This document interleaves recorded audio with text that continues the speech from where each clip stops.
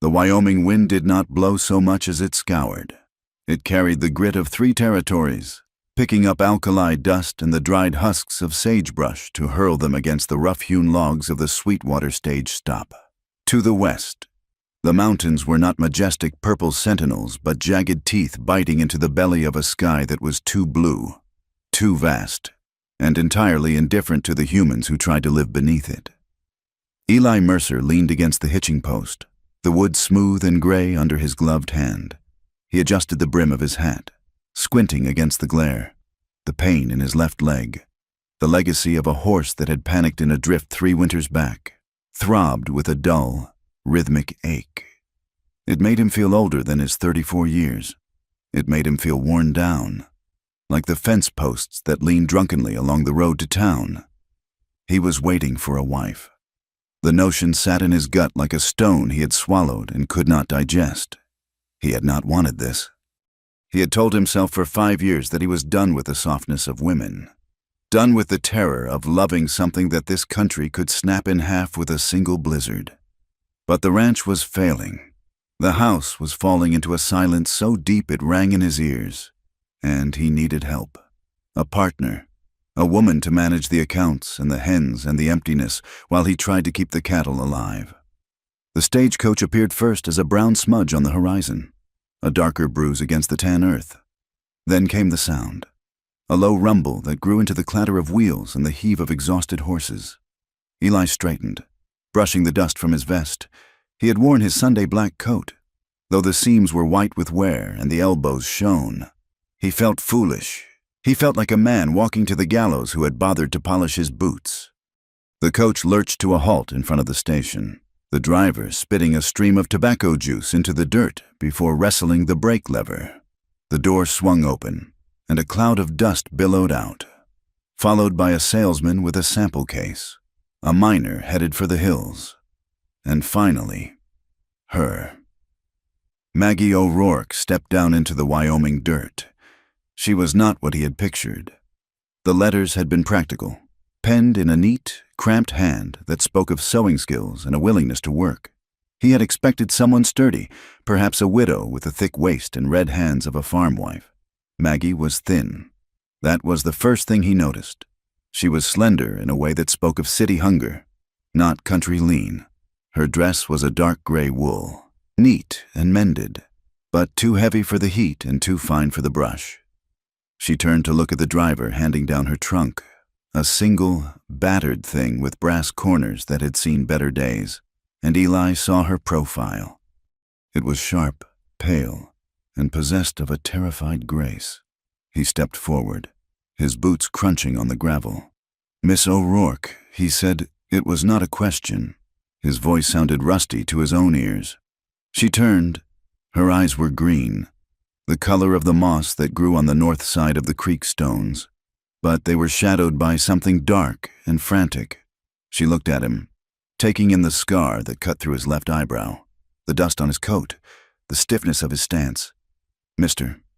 Mercer," she replied.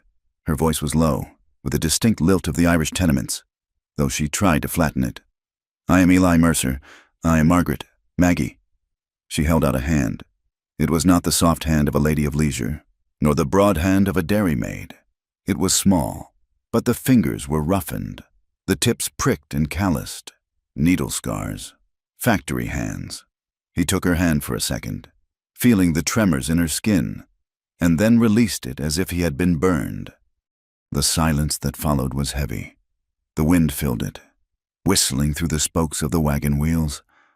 "Let us get your trunk," Eli said abruptly. "The horses are restless." Maggie watched him heave the heavy trunk onto the back of his buckboard wagon. She clutched her reticule with both hands, her knuckles white. Internally, she was fighting the urge to turn around and climb back into the stagecoach. New York had been a nightmare of smoke, noise, and the suffocating pressure of men who thought a woman without a family was public property. But this, she looked out at the horizon. There was no end to it. The land rolled away in every direction, brown and gray and gold, broken only by the skeletal shapes of scrub oak and the distant, mocking blue of the mountains. It looked empty, It looked like a place where a person could scream, and the sound would simply evaporate, unheard. She had traded the danger of too many people for the danger of none at all. Eli secured the trunk and gestured to the seat. She climbed up, wincing as the heat of the vinyl burned through her skirts. He climbed up beside her, the bench dipping under his weight. They did not touch, but she could smell him: leather, horse sweat, tobacco, and the dry scent of sage. "We have business in town first," Eli said, gathering the reins, "the license and supplies." She nodded, staring straight ahead. "I understand." The drive into the town of Bitter Creek took an hour. It was a collection of false-fronted buildings huddled together as if for protection against the wind. A church with a peeling white steeple stood at one end, a saloon with bat-wing doors at the other, and a mercantile in between. As they rode down the main street, Maggie felt the eyes. It was a sensation she knew well from the city, the feeling of being assessed. But here, in the quiet, it was more potent. Men stopped their conversations on the boardwalks to stare. It was not a welcoming gaze. It was a mixture of curiosity and a hungry, predatory appraisal. A woman sweeping the porch of the boarding house paused, leaning on her broom. She whispered something to the woman beside her, and they both looked at Maggie's travel-stained dress and the trunk in the back. The words floated on the dry air. Mail order, bought bride. Maggie kept her chin high, fixing her eyes on the ears of the horses. She had promised herself she would not cower. She had survived the fire that took her sister. She had survived the hungry winter that followed. She would survive these whispers. Eli pulled the wagon up in front of the mercantile. "Stay here," he said, but then he hesitated. "No, come in. You will need boots. Those shoes will not last a day on the ranch." She followed him into the dim, cool interior of the store. It smelled of coffee beans, calico, and pickle brine. The storekeeper, a balding man with spectacles, looked up and smiled. But the smile faltered when he saw Maggie. "Morning, Eli," the man said, wiping his hands on his apron. "This the lady?" "This is Miss O'Rourke," Eli said, his voice flat. "My betrothed." A silence stretched in the room. At the back of the store, a woman in a high-collared dress, the pastor's wife. Maggie guessed by the severity of her bonnet, turned to look. Her gaze raked over Maggie, noting the frayed hem of her sleeve, the weary slump of her shoulders, and the unmistakable stamp of poverty. The woman sniffed, a sharp, audible sound, and pointedly turned her back, occupying herself with a bolt of gingham. Maggie felt the heat rise in her cheeks. It was the same judgment she had fled, the assumption that because she was poor, because she was alone, because she had come from a place of smoke and sin, she was damaged goods, livestock to be traded. Eli seemed to stiffen. He placed a hand on the counter, the sound loud in the quiet room. "We need boots," Eli said, his voice hard. "Size 6, I reckon. And 50 pounds of flour. Coffee. Bacon and sugar." The storekeeper scurried to comply. Maggie stood by a barrel of nails, trying to make herself small. Eli did not look at her, but she saw the muscle in his jaw jumping. He was ashamed of her, she thought. He was embarrassed to be seen with a stray cat he had ordered through the post. When the supplies were loaded, they walked to the small wooden church at the edge of town. The Reverend Thomas was waiting for them. He was a thin man with eyes that looked tired. The church was empty, the pews were dusty, and the air inside was stiflingly hot. There were no flowers, no music, no family to weep or smile. Just the three of them and the silent, judging presence of the empty cross on the wall. Reverend Thomas opened his book. "Deeply beloved. We are gathered here," he began, the words echoing hollowly against the bare wood. Maggie looked at Eli's hands. They were large, brown, and scarred from work. They hung at his sides, clenched into fists. As the Reverend asked for the ring, Eli fumbled in his vest pocket and produced a simple gold band, thin and old. "Give me your hand," Eli said. She held out her hand. It shook. As he slid the ring onto her finger, his own hand trembled. It was a violent tremor, a shudder that ran through his arm. His skin was warm and dry, rough against her own. For a second, he didn't let go. He held her fingers, his grip tight, almost desperate. She looked up at his face, but he was staring at the ring, his expression unreadable. "I pronounce you man and wife," the Reverend said. It was done. There was no kiss. Eli simply nodded to the preacher, placed a few coins on the altar, and turned to her. "We have a long ride, Mrs. Mercer." The name felt heavy, like a winter coat she hadn't chosen. "Yes, Mr. Mercer, Eli. You should call me Eli. Eli," she repeated. The word felt strange in her mouth. The ride to the ranch took the rest of the day. They left the town behind, and with it, the last vestiges of civilization. The road became a pair of ruts winding through the sagebrush. The sun began its slow descent, turning the world into a furnace of orange and blinding gold. Maggie watched the land change. It grew wilder, rockier. The grass was sparse, brown clumps clinging to the earth. Coyotes began to sing from the ridges, their yips and howls sounding like the laughter of madmen. Is it always this quiet?" she asked, her voice small against the vastness. Eli kept his eyes on the horizon. "The wind blows mostly. When it stops, yes, it is quiet. How far is the nearest neighbor?" 10 miles to the east, the Miller place, but they moved on last winter." "So we are alone," she said. Eli glanced at her then. "We are alone." The finality of it struck her. If she screamed here, no one would come. If she ran, there was nowhere to go. She was tethered to this stranger by a piece of paper and a gold ring. They crested a rise as the sun dipped below the mountains, painting the sky in bruises of purple and red. Below them, in a shallow valley, lay the ranch. Maggie's heart sank. She had not expected a palace, but she had hoped for a home. The house was a low, sprawling structure of weathered timber, the wood bleached gray by the sun. The roof of the porch sagged dangerously on one side. The fence lines that ran out from the barn were broken in places, wire trailing in the dirt. A windmill creaked dismally, turning lazily in the evening breeze. It looked defeated. It looked like a place where hope had come to die and had been buried in the yard. Eli pulled the horses up near the porch. He did not look at her. He looked at the house, and she saw the shame in his posture. "It needs work," he said gruffly. I have not had the time. Since—" He stopped. "Since the accident. Since she died." The words hung unsaid. "It is standing," Maggie said, forcing a strength into her voice she did not feel. "That is enough for a start." Eli looked at her, surprised.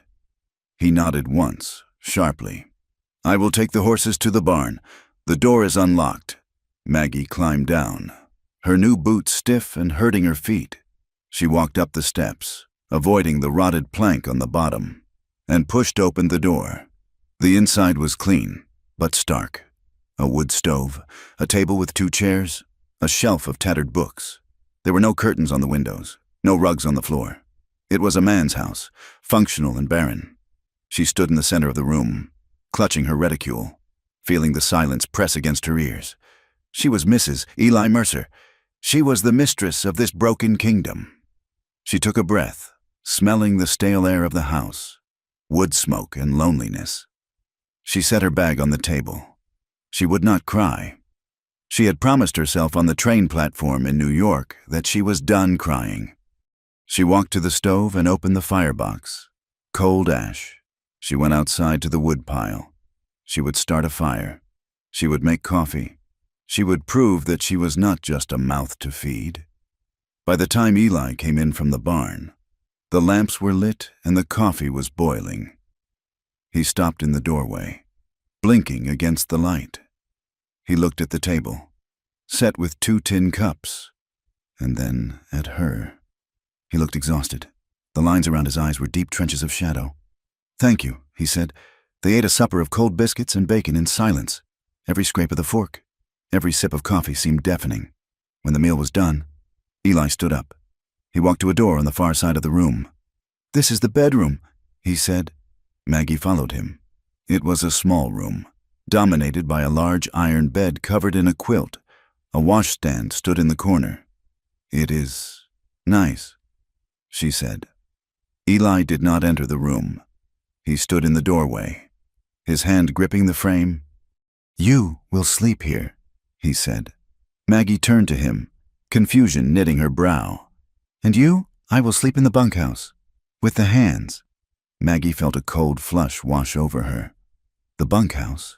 But we are married." Eli looked at the floor. "It is better this way. You need your rest. You do not know me. It is too soon to expect." He trailed off, his face flushing a dark red under the tan. Maggie felt the sting of rejection slap her across the face. She knew what this was. She had seen it in the eyes of the foreman at the factory, in the eyes of the landlord who had turned her and her sister out. He saw her. He really saw her. He knew she was a woman who had lived in the shadow of a brothel, a woman whose sister had died in a fire of sin. He thought she was unclean. He had married her for labor, but he would not share a bed with a fallen woman. She stiffened, her spine turning to steel. "I understand. Mr. Mercer," she said, her voice ice cold. "You need not explain." Eli looked up, seemingly about to speak, to correct her, but the wall between them was already up. He nodded. "Good night. Maggie, good night." He closed the door.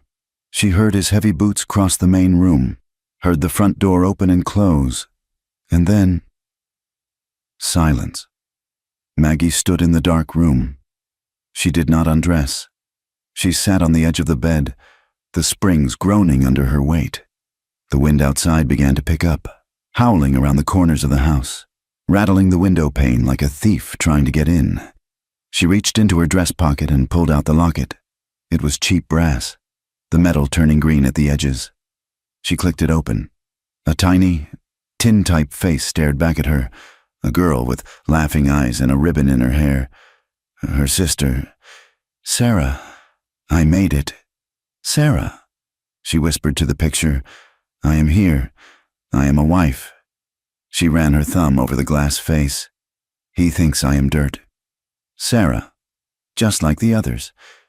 But he gave me a roof. And I will work until my fingers bleed before I let him send me back. I will never go back." She snapped the locket shut and blew out the lamp. Darkness swallowed the room instantly. Outside, a coyote howled, close and sharp, and Maggie O'Rourke lay back on the strange bed, fully clothed, staring up into the blackness, listening to the wind try to tear the house down. She did not know yet that the wind was the least of her enemies. She did not know that the man sleeping in the bunkhouse was lying awake, staring at the ceiling, haunted not by her past, but by the ghost of a woman he had killed with his own stubbornness. All she knew was that the bed was cold. The room was vast, and she was more alone now than she had ever been in the crowded streets of New York. The first week on the Mercer Ranch was not a life. It was a war of attrition waged between Maggie O'Rourke and the Wyoming Territory. The enemy was not the wind or the coyotes, though they were constant companions. The enemy was the water. The well was located 300 yards from the back porch, a distance that seemed trivial until one had to traverse it 6 times a morning with 2 oak buckets sloshing against one's shins. The handle of the pump was rusted and stiff, requiring a full-body heave to draw the water up from the dark earth. Maggie learned quickly that the romance of the West was a lie told by people who had never scrubbed a man's heavy canvas trousers in a galvanized tub with lye soap that ate the skin off her knuckles. It was Tuesday, under a sun that felt like a hot iron pressing against the back of her neck. When the reality fully settled in, she was scrubbing Eli's work shirts, the water in the basin turning a murky gray. Her hands, once nimble enough to stitch lace on a silk bodice in the dim light of a New York tenement, were now red, swollen, and cracking. The dry air sucked the moisture right out of her flesh. A deep fissure had opened on her right thumb, stinging sharply every time the soapy water touched it. She paused, wiping sweat from her forehead with her forearm. leaving a streak of suds across her brow. She looked out at the horizon. It was endless. It was indifferent. It did not care that her back ached or that her skin felt 2 sizes too tight for her body. Eli was near the corral, repairing a section of fence where a spooked steer had broken the top rail. He paused in his work, leaning on the post driver, and watched her. He was too far away for her to see his eyes, but she felt the weight of his gaze. She straightened her spine. She would not let him see her slump. She would not let him think he had made a mistake in bringing her here. Eli watched the woman at the washboard. He had expected her to complain by now. He had expected tears, or a demand for a servant, or at least a plea for him to haul the water. But morning after morning, she marched to the well, her small boots kicking up dust, her jaw set in a line as rigid as the horizon. He felt a strange twisting in his chest. It was a mixture of admiration and guilt. He had brought her here to this hard place, to a house that was falling down and a husband who was hollowed out. He watched her wring out a heavy flannel shirt, her arms shaking with the effort. He dropped the post driver and walked toward her. His limp was more pronounced today. The dampness in the air from the coming weather made the old brake ache. "Leave that," he said as he approached. Maggie jumped, nearly dropping the shirt into the dust. She had not heard him over the scrubbing sound. She looked up, her eyes wide and guarded. "I am almost finished," she said. Eli reached out and took the wet shirt from her hands. His fingers brushed hers, rough skin against rough skin, and he saw the angry red crack on her thumb. He frowned, a deep furrow appearing between his brows. "Your hands are bleeding. It is nothing," she said quickly, pulling her hand back and hiding it in the folds of her apron. "The soap is strong. You are not used to this," he said. His voice was not unkind, but it was blunt. He hung the shirt on the line himself, securing it with a wooden peg. "I will haul the water tomorrow. I can do it. Eli, I am not an invalid." He looked at her then, really looked at her. Her face was flushed from the heat, strands of auburn hair escaping her bonnet to stick to her damp neck. There was a fire in her green eyes that startled him. "I know you are not," he said quietly, "but the water is heavy, and I need you to mend the grain sacks in the barn. That is work for nimble fingers, not brute strength." He turned and walked back to the corral before she could argue. He was retreating. He always retreated. Every time he felt the urge to offer comfort, to take her hand and look at the injury, a cold shudder slammed down in his mind. He saw Clara's face. He felt the phantom weight of a coffin. To be kind to this woman felt like a betrayal of the one he had buried. So he offered labor instead of tenderness, and walked away. Later that afternoon, Maggie found herself in the barn, surrounded by the smell of dry hay and horse manure. It was a good smell, earthy and honest. She sat on a crate, a pile of torn grain sacks at her feet, a heavy needle in her hand. The ranch hands were filtering in and out, preparing for the evening chores. There were 4 of them. Gus, the foreman, was a man in his 60s with a white mustache and a back permanently curved from decades in the saddle. Then there was Dutch, a quiet man who spoke only to horses, and a young, nervous boy named Billy. And then there was Shorty. Shorty was a man of 30 with a face like a crushed hat and eyes that were too close together. He leaned against a stall door, chewing on a piece of straw, watching Maggie sew. "So," he said, his voice loud enough to carry to the rafters, "the boss finally got his money's worth out of that catalog. Huh?" Maggie did not look up. She pushed the needle through the coarse burlap, pulling the thread tight. Shorty chuckled, looking around at the other men for approval. "I mean, $50 for a ticket and a ring. Cheaper than a prize heifer. And you get cooking thrown in." Gus, who was oiling a bridle nearby, cleared his throat. "Watch your mouth. Shorty, I'm just saying," Shorty continued, pushing off the stall and taking a step toward Maggie. "It is a business deal. Ain't that right, Mrs. Mercer? Just a business deal." Maggie stopped sewing. The barn went quiet. Even the horses seemed to stop chewing. She set the sack down on her lap and looked up at Shorty. Her face was calm, her expression unreadable. She stood up. She was a head shorter than him, but she held herself with the dignity of a queen. She walked over to where he had thrown his saddlebags on the ground. She picked them up.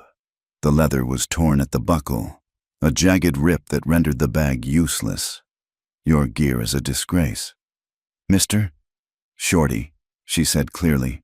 Shorty blinked, taken aback. "What?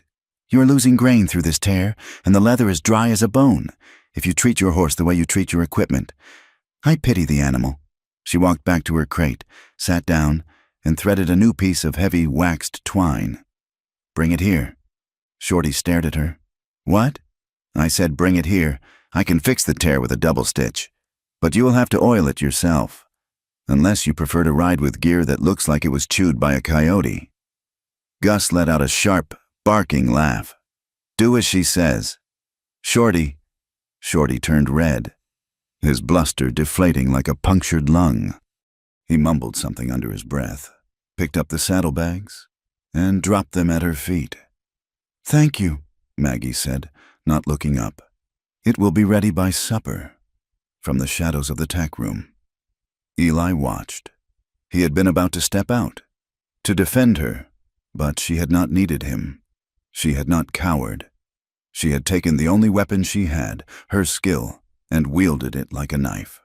He felt a strange swell of pride in his chest, followed immediately by that familiar, suffocating guilt.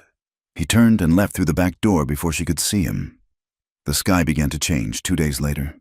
It started in the west, a bruising of the horizon that looked like a storm front. But there were no clouds. The blue sky simply dissolved into a sickly, copper haze. The wind died down, and a strange, static silence fell over the ranch. The birds stopped singing. The cattle clustered together near the fences, their heads low. Maggie was in the garden, trying to coax life out of a row of wilting beans, when the light turned an eerie, filtered orange. She stood up, wiping her hands on her apron. Eli came running from the barn. He was not limping now. He was moving with urgent speed. "Maggie, get inside." She looked at him, confused. "Is it rain? Dust!" he shouted.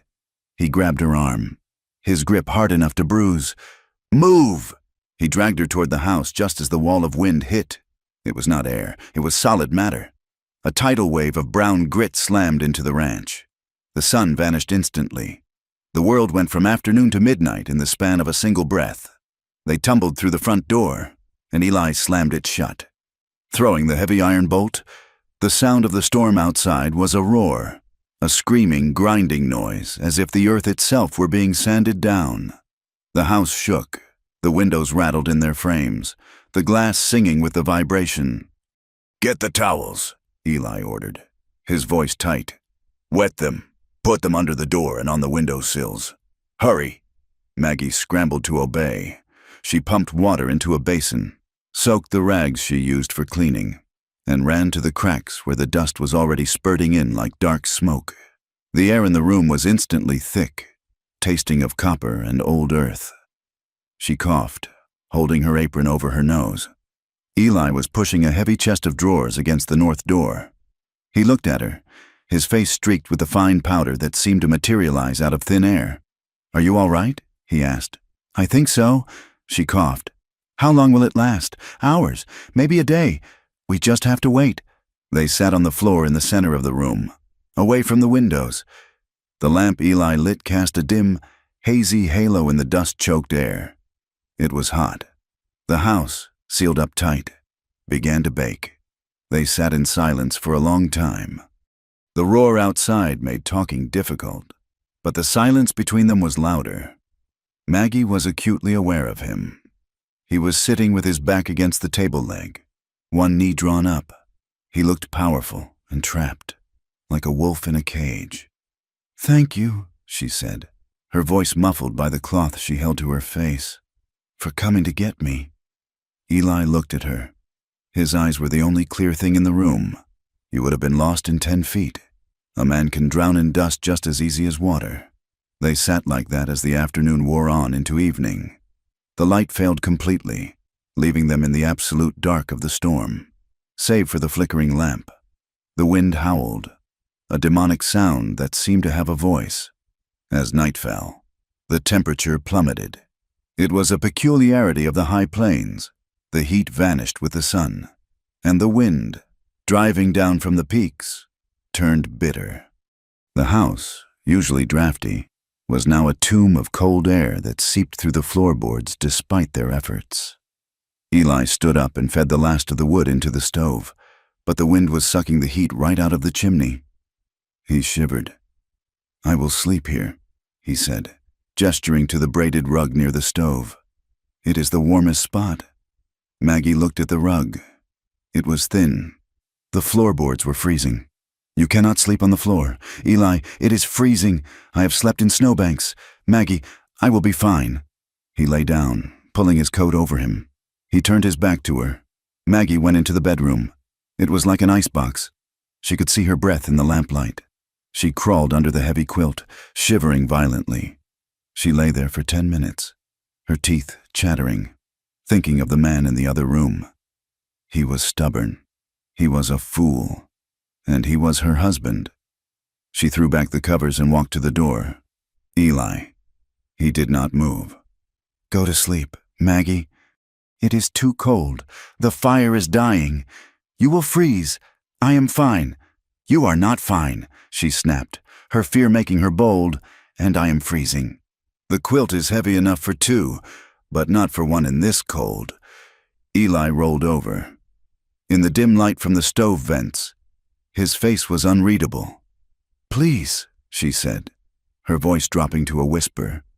Just for the warmth. I do not ask for anything else." He hesitated. She saw the war in his eyes, the physical need for warmth battling the mental fortress he had built. Finally, with a heavy sigh, he stood up. He picked up his pillow. "Stay on your side," he said gruffly. "I will." They lay in the bed, the iron frame groaning as he settled his weight. They were stiff as corpses. A clear foot of space lay between them, a no-man's land of cold sheet. Maggie lay on her back, staring at the invisible ceiling. She could feel the heat radiating from him. It was a tantalizing, terrifying warmth. The wind shrieked outside, a lonely, desolate sound. "I hate the wind," Maggie whispered. It was not a conscious decision to speak. The words just leaked out of her loneliness. "It wears a person down," Eli said into the dark. "It sounds like New York," she said. "Not the wind, the noise, the constant noise. I thought coming here, I thought it would be peaceful." "Peace is something you carry inside," Eli said. "You cannot find it on a map." "I do not think I have ever carried it," she confessed. Silence stretched between them, but it was softer now. The cold forced them to be aware of their shared humanity. "My parents died when I was 12. She said the cholera took them both in a week. Sarah and I, we were alone." Eli did not speak, but he shifted slightly, turning his head toward her. "We worked in a shirt factory, 12 hours a day. My fingers were always bleeding then, too." She let out a dry, humorless laugh. "But the rent kept going up. And Sarah got sick. She needed medicine." She paused. The shame rose in her throat, hot and acrid, but the darkness gave her permission. She needed him to know. If he was going to reject her, let it be for the truth, not for the whispers of a town that didn't know her. "A man offered to help," she said, her voice trembling. "He owned the building," he said. "He said if I came to his rooms, he would forget the rent. He called himself a protector." She heard Eli's breath hitch. He went very still. "I did what I had to do, Eli. For Sarah, I am not a pristine woman. I have been used. And then he got tired of me. He kicked us out. Sarah found work in a house on the Bowery. She said it was better than starving." Tears leaked from the corners of her eyes, hot tracks on her cold skin. "The fire happened at night. They locked the doors from the outside to keep the girls from stealing. When the smoke started, there was no way out. I stood on the street and listened to them scream." She turned her head away from him, burying her face in the pillow. "So you see," she whispered, "I am tainted. I am dirty. That is why the town looks at me that way. Maybe they are right." For a long moment, there was only the sound of the wind. Then Eli spoke. His voice was rough, like gravel grinding together. "You are not dirty. Maggie, you survived." He took a breath, a shuddering intake of air. "I killed her," he said. Maggie froze. She turned her head back. "Who?" "Clara, my wife. It was 5 years ago," he continued, the words tumbling out as if a dam had broken. "She was 8 months with child. We were in town for supplies. The snow started falling around noon. The doctor told me to stay. He said a blizzard was coming, but I was arrogant. I wanted to be in my own bed. I thought I knew the weather better than anyone." He stopped. Maggie could feel the tension radiating off him. The muscles in his arm coiled tight. I made her get in the wagon. She was scared. "Maggie." "She asked me to wait. I told her to trust me." His voice broke. It was a terrible sound. A man weeping without tears. The drifts were 4 feet deep within an hour. The wheel hit a hidden rock. The wagon tipped. She was pinned underneath. I tried to lift it. I tried for hours. She screamed for me to help her, and I couldn't. I held her hand while she froze to death. And the baby never took a breath. The silence in the room was absolute. The wind outside seemed to recede, irrelevant in the face of this cavernous grief. Eli turned his head. In the darkness, their faces were inches apart. She could feel his breath on her cheek. "I hear her screaming every time the wind blows," he whispered. "That is why I cannot. That is why I am half a man. I buried my heart in that drift." Maggie's heart hammered against her ribs. She reached out under the quilt. Her hand found his. It was cold and clenched into a fist. She covered it with her own. "You are not half a man," she said fiercely. "You are a man carrying a mountain." At her touch, a shock went through him. She felt his hand spasm, his fingers opening to grip hers. It was a desperate grip, painful and urgent. He shifted, his body turning toward her. For a heartbeat, the space between them vanished. He leaned in, his forehead resting against hers. She could feel the heat of him, the smell of soap and man and sorrow. She wanted him to hold her. She wanted to bury herself in his warmth and forget the cold, the dust, and the ghosts. "Eli," she breathed. He shuddered. His hand tightened on hers, pulling her slightly closer. He was on the precipice. He wanted her. God help him. He wanted her warmth, her living, breathing presence to chase away the ice in his soul. But then, the wind shrieked again. A loose shutter banged against the house. He froze. He pulled back as if she had burned him.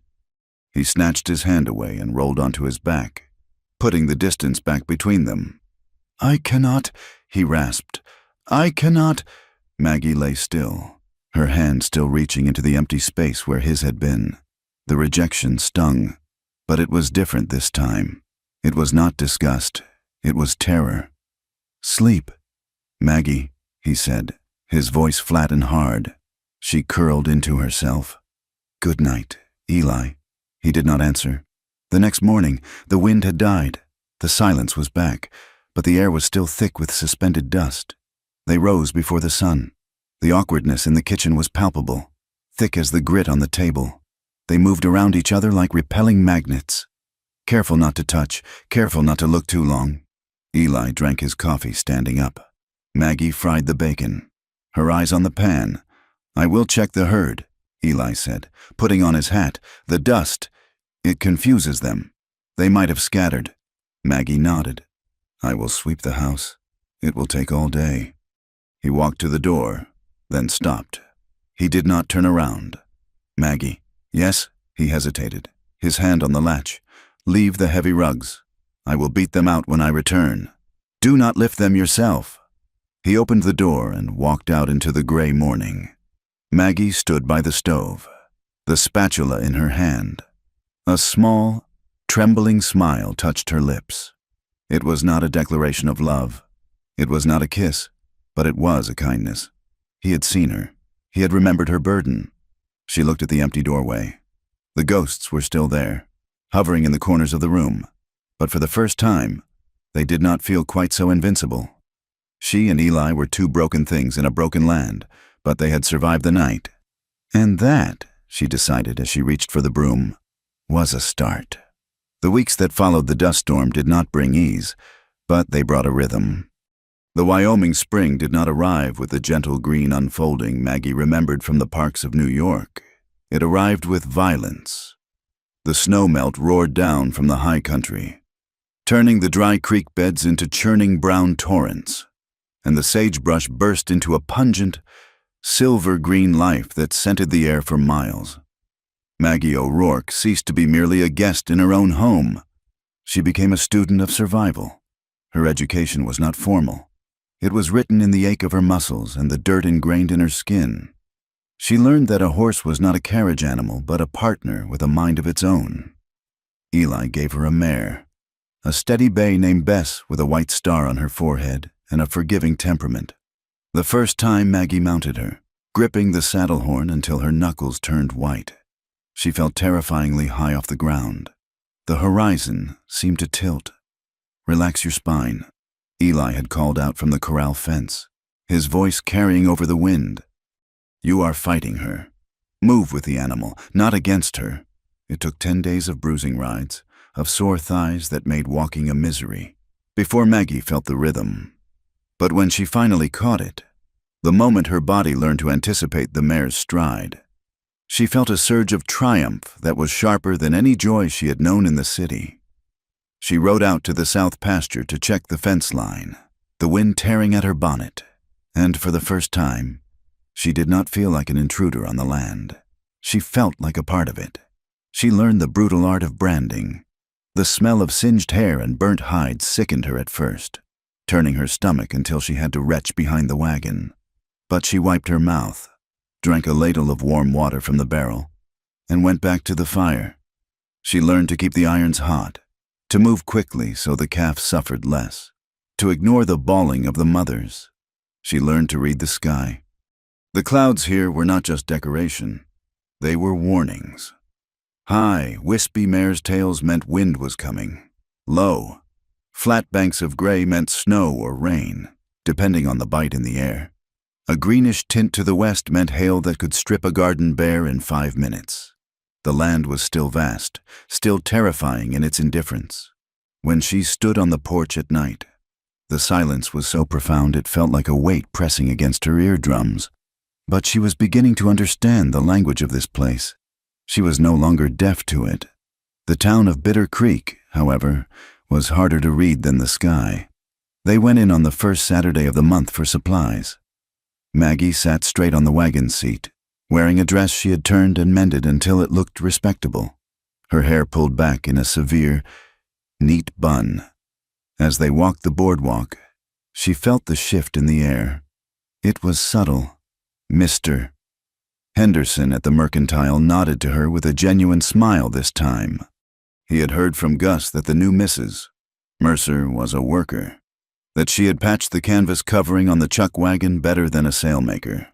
In this country, competence bought a measure of forgiveness. "Morning, Mrs. Mercer," Henderson said, weighing out their coffee. "Heard you managed to save the early beans from the frost. That is good work. I used burlap sacks and straw." "Mr. Henderson," Maggie replied, her voice steady. It seemed a waste to let the cold take them. A woman standing nearby, the wife of a sodbuster from the North Valley, gave Maggie a shy, tentative nod. She looked tired, her hands as rough as Maggie's, and in her eyes, Maggie saw a flicker of solidarity. They were both women trying to coax life out of hostile soil, but the kindness was not universal. As they exited the store, a group of men were gathered near the saloon. They were playing cards on a barrel, laughing loudly.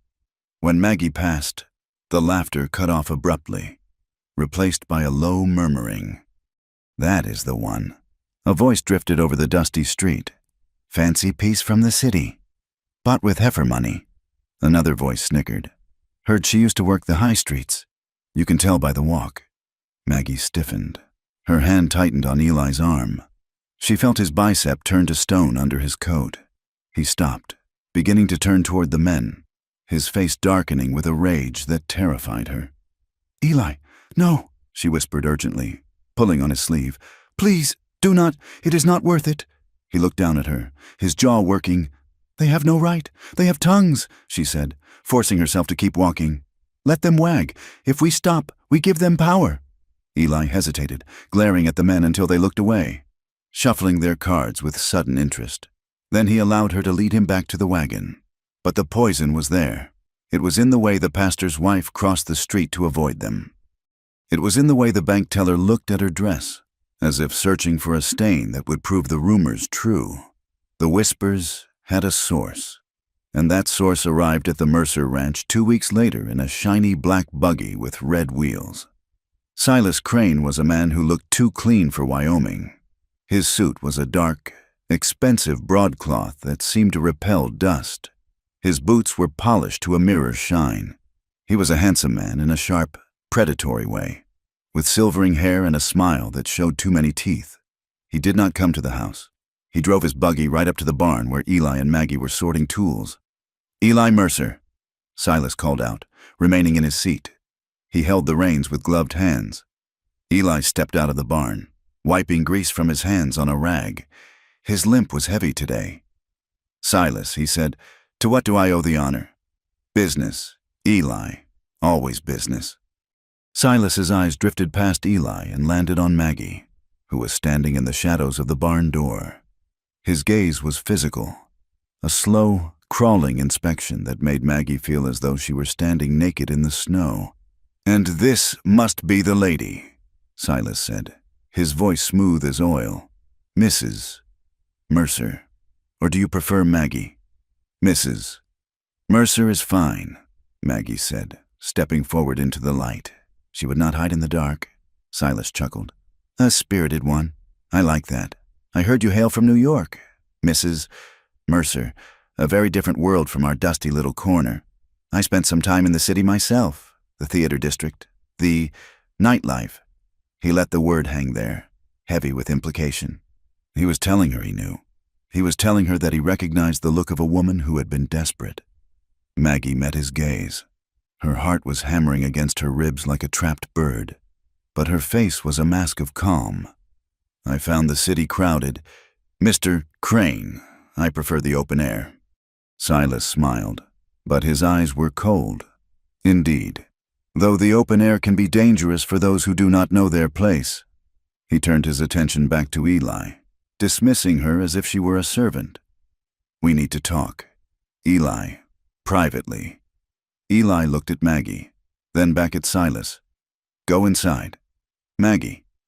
She hesitated, wanting to stay, wanting to protect Eli from this snake, but the look in Eli's eyes was pleading.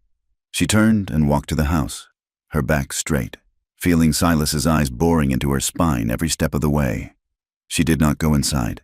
She went to the side of the house, near the open window of the parlor where Eli led Silas. She pressed her back against the rough logs and listened.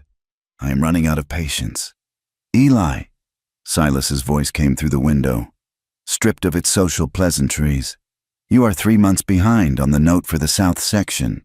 I paid you what I had after the sale." Eli's voice was low, tight. "You know the winter was hard. The herd is thin." "The herd is thin because you manage it poorly," Silas countered. "And now you are spending money on mail-order luxuries. That is none of your concern. It is my concern when my collateral is being wasted. And there is the matter of the water rights. The creek that runs through your north pasture. I want access for my upper herd. That creek is the only water for 20 miles in that section," Eli said, his voice rising. "If I give you access, your cattle will muddy it to sludge. My stock will die. Then sell, Eli. Sell me the ranch. I will give you a fair price. You can take your little bride and go somewhere easier. California, perhaps. Somewhere people do not know about. Her history." There was a silence, a long, vibrating silence. "What did you say?" Eli asked, his voice deadly quiet. "Come now." Silas laughed softly. "I have friends in New York. A woman alone, no family, fleeing the city. Rumors follow trains. Eli, they say she came from the gutter. They say she is a public woman. A man like you, a deacon of the church." It does not look good. If the bank were to foreclose, the moral character of the borrower might be taken into account. "Get out," Eli snarled. Silas made a tisking sound. Emotional, as always. Think about it. Eli, the water rights, or the ranch. Or I start asking louder questions about what kind of house Mrs. Mercer lived in before she came here. Maggie heard the sound of boots, the door opening, and then Silas's buggy rattling away. She slid down the wall, burying her face in her knees. He knew. He didn't just suspect. He knew how to twist the knife. She was the weakness. She was the weapon Silas would use to destroy Eli. That evening, the sky turned a bruised purple over the western hills. The wind had died down, leaving a silence that felt heavy with unsaid words. Eli had been working on the fence since Silas left, driving staples into cedar posts with a violence that frightened the horses. He had not spoken to her. He had not looked at her. Maggie walked out to the barn. She found him not working, but standing near the back doors, staring out at the darkening land. The gap in the boards framed a slice of the prairie, miles of gray sage, the distant specks of cattle, and the overwhelming, crushing vastness of the sky. He looked small against it. His shoulders were slumped, the tension finally bleeding out of him to leave only exhaustion. Maggie stepped up beside him. She did not touch him. She simply stood there, looking out at the same emptiness. "It is beautiful," she said softly. "And terrible." Eli let out a long breath. "Silas wants the water. Maggie, he wants to bleed us dry. And he is using you to do it. I heard," she said. Eli turned to look at her, his face stricken. "You heard? I listened at the window. I am sorry." He ran a hand over his face, rubbing his eyes. "I should have protected you better. I should have sent you away the day you arrived.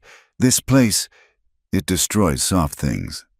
And now he will drag your name through the mud to get to me." He turned back to the window, gripping the frame. "Maybe he is right. Maybe we should sell. I could get you a ticket to San Francisco. You could start over where no one knows." Maggie looked at his back. She saw the defeat there. He was trying to save her by sending her away. He thought she was fragile. He thought she was a victim who needed to be hidden. She looked out at the horizon. The first stars were piercing the violet sky. It went on forever. It was a land that demanded everything you had, and if you held anything back, it killed you. It's too big. She whispered. Eli froze. His heart hammered a painful rhythm against his ribs. There it was, the admission. She was breaking. It was too big, too hard, too cruel. She was going to leave him. The thought tore through him with a violence that shocked him. He had told himself he didn't need her, that she was just a partner. But the idea of the house without her quiet presence was suddenly unbearable. He turned slowly, bracing himself. "I know," he said hoarsely. "I know it is. You don't have to stay. Maggie, I won't hold you to a promise made in ignorance." Maggie turned to face him. Her eyes were not filled with tears.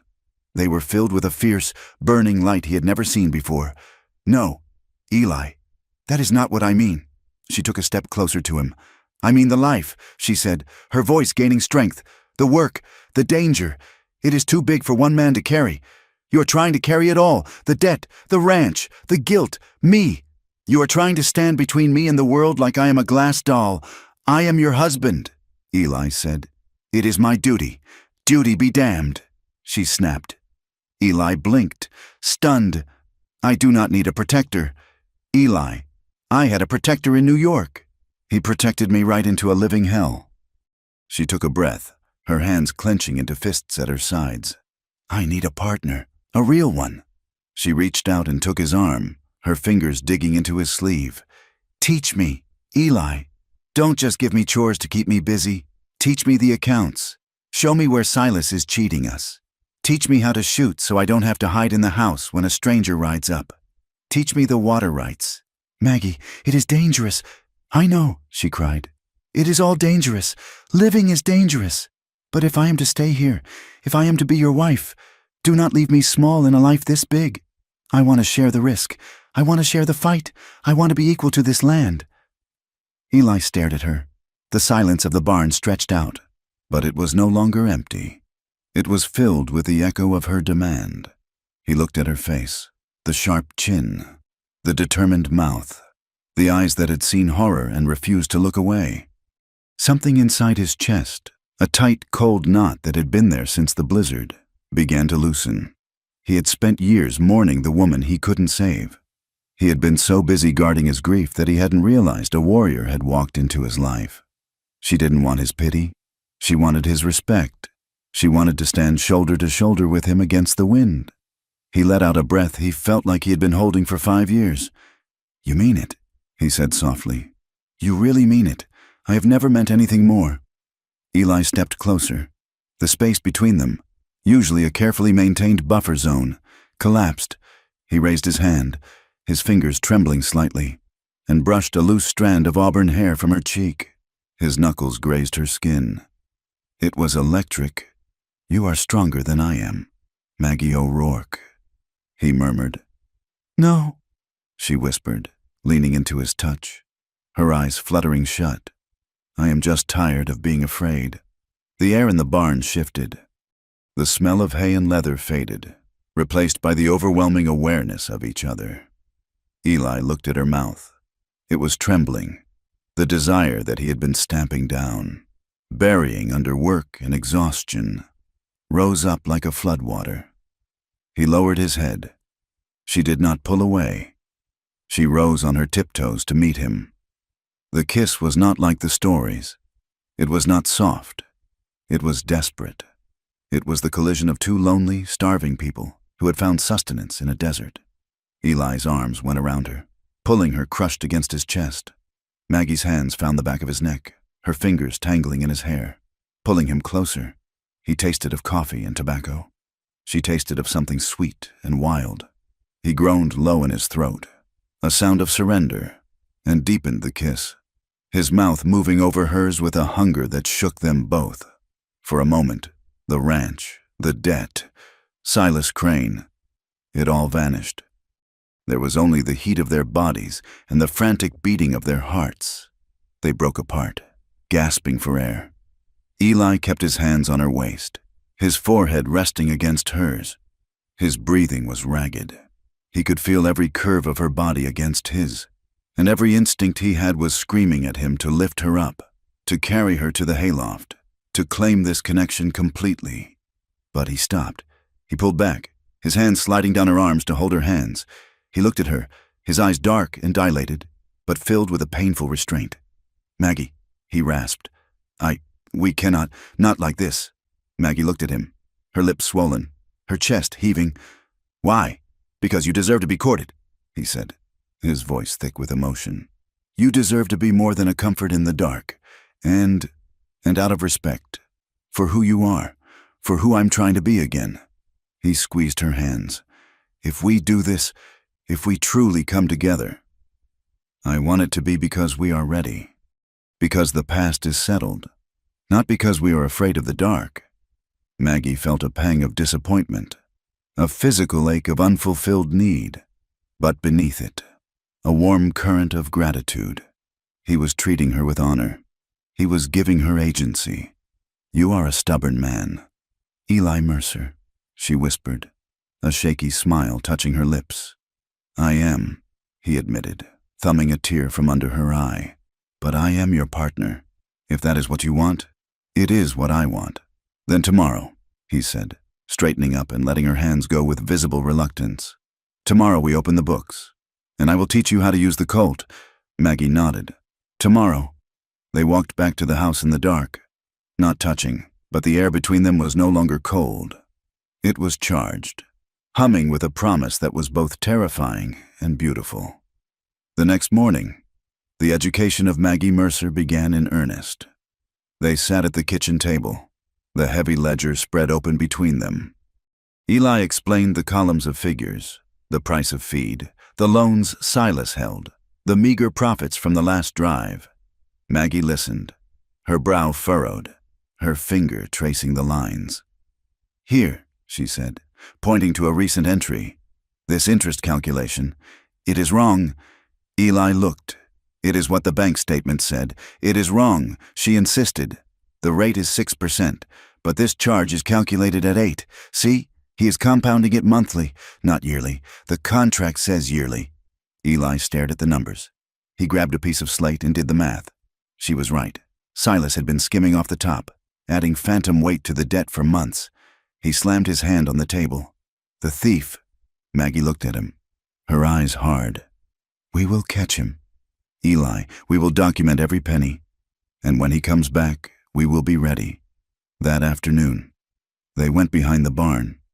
Eli carried his heavy Colt Navy revolver and a box of cartridges. He set up tin cans on a fence post 20 yards away. It kicks, he warned her. Hold it with both hands. Maggie took the gun. It was heavy, cold steel that smelled of oil. She raised it, her arms shaking slightly. Eli stepped up behind her. He did not touch her at first. Stand with your feet apart. Good. Now, lean into it. He reached around her to adjust her grip. His chest pressed against her back. Maggie's breath hitched. She could feel the solid wall of his body, the heat radiating through his shirt. His arms were around her, his hands covering hers on the grip of the gun. It was an embrace disguised as a lesson. Relax your shoulders, he murmured, his mouth close to her ear. His breath ghosted over the sensitive skin of her neck, sending a shiver down her spine. I am trying, she stammered. Breathe, Maggie. Don't hold it. Squeeze the trigger. Don't pull, like you are threading a needle. Smooth. She focused on the can. She tried to ignore the pounding of her heart, the overwhelming sensory overload of having him this close. She focused on the front sight. She exhaled. She squeezed. The gun roared, bucking in her hands. The can on the far right spun off the post, a jagged hole through its center. I hit it, she shouted, turning to look at him. She found his face inches from hers. He was not looking at the can. He was looking at her, his eyes dark with that same simmering heat from the barn. You have a good eye, he said softly. They stood there, the gun smoking in her hands, the echo of the shot fading into the hills. The line between survival and desire was blurring, erasing itself with every lesson, every glance, every moment of shared defiance. I want to try again, she said, her voice dropping. Eli nodded, but he didn't step back. He stayed right there, wrapping his arms around her again, steadying her aim and anchoring her to the earth. Again, he whispered. And as she took aim, Maggie knew she wasn't just learning to shoot. She was learning that she was dangerous, she was capable, and for the first time in her life, she was not alone. The world was still too big. Yes, but she was growing to match it. The war for the Mercer Ranch did not begin with a roar of cannons, but with the quiet, metallic snip of wire cutters in the dark. It was a slow strangulation. At first, it was just a few stray calves found wandering on Silas Crane's land, branded with the Mercer M, but claimed by Crane's foreman as mavericks, found on open range. Then it was the water, the creek that fed the north pasture. The lifeline for the herd during the dry season began to run suspiciously low. Eli rode upstream and found a newly built dam on Crane's property, diverting the flow. When he tore it down with his bare hands and a crowbar, he found it rebuilt 2 days later, guarded by men with Winchesters resting across their saddles. Silas Crane did not hide his hand. He simply dared Eli to bite it. Maggie learned to sleep with one ear open. The silence of the Wyoming night, once terrifying, was now a canvas on which she painted her fears. Every snap of a twig, every hoot of an owl sounded like an intruder. She and Eli took turns keeping watch from the porch, a rifle resting on the railing, a pot of black coffee between them. They did not speak much during those long watches. They did not have to. The partnership she had demanded in the barn had forged a steel link between them. When Eli's leg ached from the damp, Maggie would quietly rub a liniment of arnica and turpentine into the muscle, her hands strong and sure. When Maggie's eyes grew heavy, Eli would drape his coat over her shoulders and tell her to close her eyes for an hour. But vigilance was not enough against a man who owned the law. Silas rode out on a Tuesday, flanked by the sheriff, a man named Brady, who had a pot-belly and eyes that shifted like sand in a windstorm. Mr. Crane has raised a concern, Sheriff Brady said, not stepping down from his horse. He says you threatened his men at the creek, says you waved a weapon and spoke of violence. I tore down an illegal dam. Eli said, his voice level. "That water belongs to the valley, not to Crane's private stock. That is for the courts to decide," Silas said smoothly, flicking a speck of dust from his cuff. "In the meantime, Sheriff, I believe there are laws about public morality that we should discuss." Silas turned his gaze to Maggie, who stood on the porch, her hand gripping the railing. "We have decent families in this valley," Silas continued, his voice dripping with false concern. "We cannot have questionable influences putting down roots. Vagrancy laws are quite strict about women without clear means of support or a respectable background. If the ranch were to face foreclosure, for instance, Mrs. Mercer might find herself in a very precarious legal position. It was a threat, naked and ugly. He was telling Eli that if he lost the land, he would lose Maggie too, to a jail cell or a train back east. "Get off my land," Eli said. The colt on his hip was heavy, a promise of violence that hummed in the air. "We are leaving," Silas said, touching the brim of his hat to Maggie. "A pleasant day to you, Mrs. Mercer. Do try to stay out of trouble." 3 nights later, the sky to the east turned a sickly, pulsating orange. It was the homestead of the Svenssons, a young couple who had settled 3 miles down the basin. By the time Eli and the hands rode out, the roof had already collapsed. Maggie followed in the buckboard with water barrels, but it was useless. They stood helplessly as the timber frame turned to ash, the heat searing their faces. The Svenssons huddled in the dirt, shivering in their nightclothes, watching their life disappear. It was a lantern. Mrs. Svensson sobbed, clutching her children. The cow kicked it over. But in the smoky aftermath, as the townsfolk gathered to stare at the ruins, the whispers began. Men muttered that Eli's steers had been seen near the barn right before the blaze, spooking the milk cow. Others looked toward the road where Silas Crane's carriage sat watching, but they looked away quickly, fear sealing their lips. The smell of smoke hung over the valley for days. It seeped into the curtains, into the bedding, into the very pores of their skin. It was the scent of a warning. Then came the night the world broke apart. It was a moonless night, the air heavy with static. The herd was restless, lowing and shifting in the home pasture. Eli was in the barn, checking the hooves of his gelding. Maggie was in the kitchen, banking the stove. The first sound was not a gunshot, but a rumble, a deep, vibrating thrum that came up through the soles of their feet. Then came the crack of pistol fire, sharp and rhythmic, coming from the ridge above the house. Stampede. Gus yelled from the bunkhouse. Maggie ran to the porch. The darkness was alive. The herd, 200 head of terrified muscle and horn, was pouring down the slope, driven by riders firing into the air. They were heading straight for the fencing, straight for the structures. "Eli!" she screamed. He was already moving, mounting his horse bareback in the corral, shouting for the men. Turn them west, or they will hit the house." Dust choked the air, thick and blinding. The sound was deafening, the thunder of 800 hooves, the bawling of calves, the shouting of men. Maggie grabbed a lantern and ran toward the gate, waving the light, trying to spook the leaders away from the garden fence. Out of the swirling grit, a rider appeared, not one of theirs. He held a torch. He didn't throw it at the cattle. He threw it onto the porch of the ranch house. The dry wood, cured by years of wind and sun, caught instantly. Maggie screamed, torn between the cattle and the fire. She ran back, grabbing a bucket of water from the trough, throwing it on the flames that were licking up the support pillars. The fire roared, eating into the parlor wall, shattering the window glass with the heat. In the pasture, the chaos turned tragic. Billy, the young ranch hand who had only just started to fill out his frame, rode hard to cut off the lead steer. His horse stumbled in a gopher hole. There was no time to scream. The horse went down, and the wave of cattle rolled over them. "Billy!" Eli roared. He spurred his horse into the mass, firing his gun into the ground to split the herd.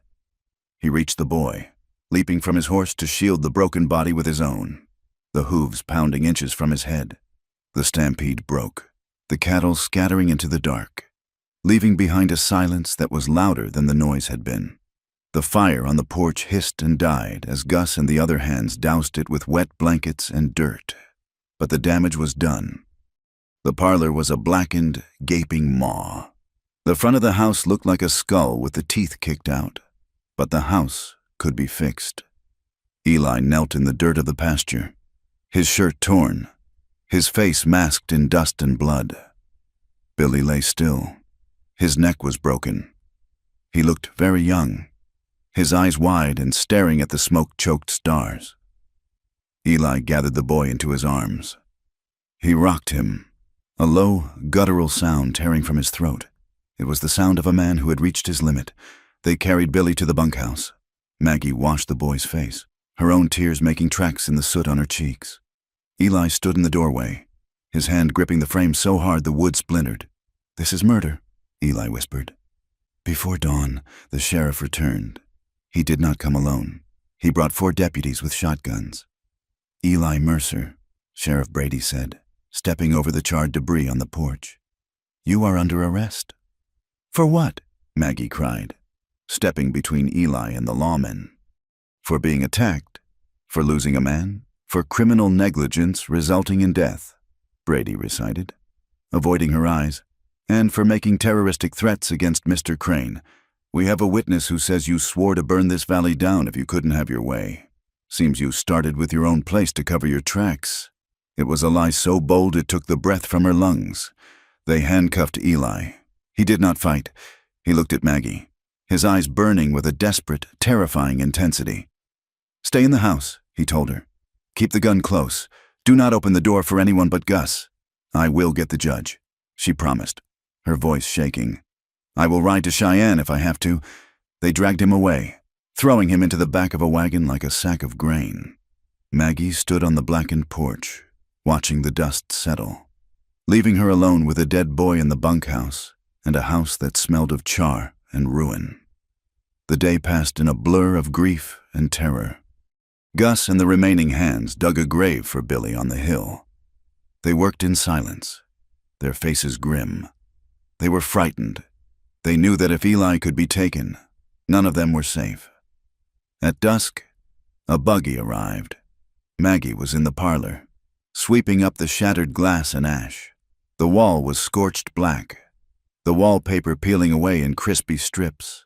The room smelled of wet ash and disaster. She heard the boots on the floorboards and gripped the broom handle like a staff. Silas Crane stood in the doorway. He looked around the ruined room, a look of distaste curling his lip. A terrible tragedy. He said, "Get out," Maggie said. Her voice was low, vibrating with a hatred she had never felt before. "I'm here to help. Maggie. May I call you Maggie? It seems appropriate, given the circumstances." He stepped into the room, kicking a piece of burnt wood aside. "I can make this go away," he said softly. "The charges, the debts, all of it. Sheriff Brady listens to reason, and I am a very reasonable man." Maggie watched him. She saw the hunger in his eyes. It wasn't just land hunger. It was the same look she had seen on the face of the landlord in New York. The look of a man who sees a woman not as a person, but as a heavily discounted asset. "And what is the price?" she asked. Silas smiled. He walked toward her, slow and deliberate. "You are a practical woman. You survived the city. You know how the world works. Eli is finished. He will rot in that cell, or hang for negligence. You are alone. You have no money, no family, and a reputation that is, let us say, fragile." He stopped inches from her. He smelled of bay rum and expensive cigars, a cloying scent that made her stomach turn. "Sign the deed over to me," he said. "Declare the marriage void. Fraud. Perhaps. Come to town. I have a large house. I have need of a housekeeper, someone with your specific talents." The implication hung in the air, gross and suffocating. He was offering her the position of a kept woman, a mistress in a gilded cage, paid for with her husband's life. Maggie dropped the broom. Silas's smile widened, thinking she was yielding. She stepped back, her heel hitting a charred support beam. Silas moved in, pressing her against the black wood. He raised a hand. his thumb tracing the line of her jaw, his grip tightening until it was painful. "Do not play the innocent. Maggie, we both know what you are. I am offering you a soft landing." The touch of his hand on her skin snapped something inside her. The fear evaporated, replaced by a cold, white-hot fury. She brought her knee up, driving it hard into his groin. Silas doubled over with a wheezing gasp. As his head came down, Maggie raked her fingernails across his face, digging deep, drawing 4 lines of bright red blood across his cheek. She shoved him backward. He stumbled over the debris and fell into a pile of wet ash, ruining his fine suit. "I would rather die in the dirt," she hissed, standing over him, looking like a vengeful fury in the gloom. "I would rather starve on this land than let a man like you touch me again." Silas scrambled up, clutching his face, his eyes wide with shock and rage. He touched his cheek, looking at the blood on his fingers. "You will regret that," he snarled, his voice losing its smooth polish. "You will beg me. I will see you in the gutter where you belong." "Get out," she screamed, grabbing the heavy iron poker from the fireplace. He fled. He scrambled out of the house and into his buggy, whipping the horse into a frenzy. Maggie stood in the ruin of her home, the poker shaking in her hand. The adrenaline crashed, leaving her trembling. She sank to the floor, the soot staining her dress, and let out a sob that tore at her throat. She was alone. Eli was gone. The house was broken. She sat there as the darkness gathered, feeling the weight of the sky pressing down on the roof. 2 hours later, she heard horses again. Many horses. She scrambled up, gripping the poker, expecting Silas's men to come and finish the job. But it was Deputy Miller, a young man with a kind face who had always looked uncomfortable around the sheriff. And with him was Eli. Eli was handcuffed, his face gray with exhaustion, but he was alive. 5 minutes. "Mrs. Mercer," the deputy said, looking nervously at the road. "The sheriff is drinking at the saloon. I told him I had to bring the prisoner back to collect his medication for his leg. If he finds out." "Thank you," Maggie whispered. They went into the barn. The house was too open, too scarred. The barn was their place. It smelled of hay and animals, a living, breathing warmth. The deputy waited outside. Eli looked at her. He saw the soot on her face, the tear in her dress, the wildness in her eyes. "Did he hurt you?" Eli asked, his voice a dangerous rumble. "He tried," she said. "I hurt him back." Eli let out a ragged breath. He raised his cuffed hands, reaching for her. Maggie stepped into the circle of his arms, burying her face in his neck. They clung to each other. It was not a hug. It was a collision. They held on with the desperation of people watching the water rise around them. "I am sorry," Eli whispered into her hair. "I am so sorry. I dragged you into this fire. No." She pulled back, framing his face with her hands, smearing soot on his cheeks. "We are in the fire together. You are not leaving me, Eli Mercer. Do you hear me? You are not leaving me. I don't know if I can stop them. Maggie, they have the judge, the law.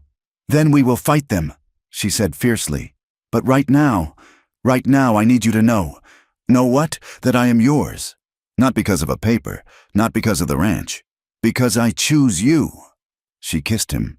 It was a kiss that tasted of salt and ash and terror. It was a kiss that burned. Eli groaned, a sound of surrender. He pressed her back against the ladder of the hayloft. The handcuffs clinked, a sharp metallic sound that underscored the fragility of the moment. He couldn't use his hands freely, so she used hers. She pulled his shirt open, her palms flat against his chest, feeling the heavy, frantic beat of his heart. They sank down onto the pile of fresh hay. There was no coyness, no hesitation. The shadow of the jail cell, the shadow of Silas, the shadow of death, it all stripped away the pretense. They needed this. They needed to affirm life in the face of so much destruction. Eli kissed her throat, her shoulder, his face rough with stubble. Maggie held him, arching into his touch, claiming him with every breath. It was a fierce, frantic joining. It was an act of defiance. By loving each other, here in the dirt and the dark, they were proving that Silas owned nothing that mattered. He could burn the house, he could steal the cattle, but he could not touch this. The barn was filled with the sounds of their breathing, the rustle of straw, the low, desperate murmurs of a name spoken like prayers. Later, they lay tangled in the horse blankets. The barn quiet again save for the shifting of the animals. Eli's head rested on her shoulder. The handcuffs were still on his wrists. A cruel reminder. "You have to go to the federal judge," Maggie whispered, her fingers tracing the scar on his eyebrow. "In Laramie or Cheyenne.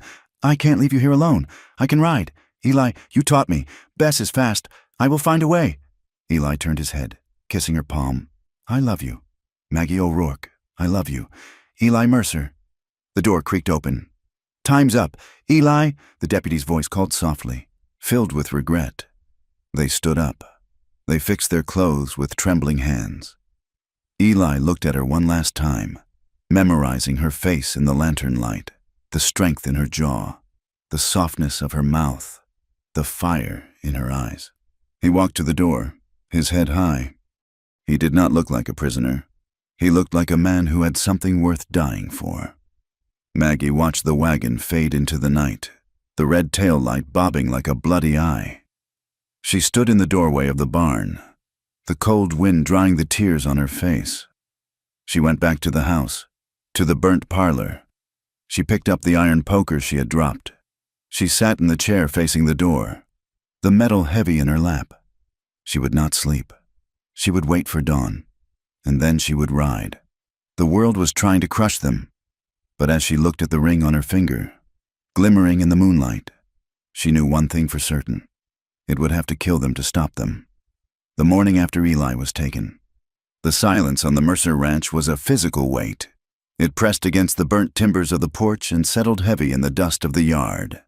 The ranch hands moved like ghosts, speaking in low murmurs, their eyes constantly scanning the ridge for Silas Crane's riders. Maggie did not sleep. She sat in the kitchen, the heavy Colt revolver on the table beside a cup of cold coffee. She was not waiting for rescue. She was waiting for an opening. It came in the form of a rattletrap wagon driven by an old peddler named Jeremiah, a man who sold tin pots and gossip from the Dakota Territory to the Utah border. He watered his mules at their trough, oblivious to the tension until Gus explained the situation in hushed tones. Jeremiah spat tobacco juice into the dirt and looked at Maggie, who stood on the steps with her arms crossed. "There is a judge," Jeremiah rasped, wiping his mouth with a stained sleeve. "Judge Thaddeus Blackwood. He is holding circuit court in Granite Peak. That is 3 days' hard ride south. He is a federal man. Does not answer to local cattle barons or crooked sheriffs. He hangs horse thieves and bankers with equal enthusiasm." 3 days, Maggie repeated. "Through the Badlands." Jeremiah warned. "No water. Plenty of rattlesnakes. And if Crane finds out you are gone, he will send wolves after you." Maggie looked at the south horizon. It was a jagged line of gray rock and heat haze. It looked like the mouth of hell. "Thank you, Jeremiah," she said. She packed her saddlebags within the hour. Dried beef, a canteen, a jar of salve, and the box of cartridges Eli had taught her to use. Gus tried to stop her, his weathered face twisted with worry. "Mrs. Mercer, you cannot go alone. Let me send Dutch. If you send a man, Silas will notice the ranch is short-handed," Maggie argued, tightening the cinch on Bess. "He is watching you. He expects me to be a weeping widow in the house. He will not look for me on the trail until it is too late." She mounted the mare. She wore a split riding skirt she had fashioned herself and one of Eli's heavy coats. She looked down at Gus. "If I am not back in a week, tell Eli. Tell him I tried."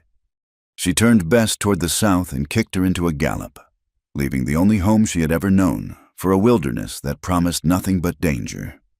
The land changed as she rode. The rolling sagebrush plains gave way to a broken, skeletal landscape of sandstone and shale. The wind here did not blow. It hissed through cracks in the rock. The sun beat down with a hammer's force, baking the moisture from the air until every breath felt like inhaling dust. Maggie rode with her hat pulled low, her eyes squinting against the glare. Her body ached with a deep, bruising fatigue. Every jolt of the horse sent a spike of pain through her spine.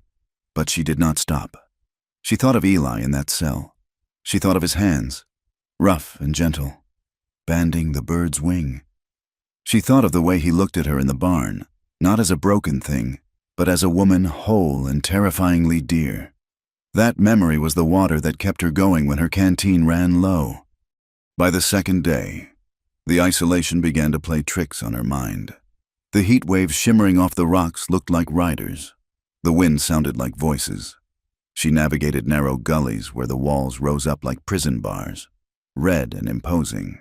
She crossed flats where the earth was cracked into a mosaic of parched mud, miles of nothingness where a thrown shoe would mean death. She was 10 miles from Granite Peak, navigating a narrow pass known as Devil's Throat. When the shot rang out, it cracked against the stone wall inches from her head, sending a spray of rock slivers into her cheek. Bess reared, screaming. Maggie fought the reins, keeping her seat by instinct and sheer terror. She saw them then, 2 riders on the ridge above, silhouetted against the blinding sky. They were not bandits. She recognized the horse of the lead man. It was a roan with a white stocking. It belonged to one of Silas Crane's hired enforcers, a man named Cobb. "Bring her down," Cobb shouted, racking the lever of his rifle. "Don't kill the horse!" Maggie didn't think. She reacted. She spurred Bess forward, driving her into the chaotic tumble of boulders at the base of the cliff. Another bullet kicked up dirt near the mare's hooves. She slid from the saddle, grabbing the heavy colt from the holster.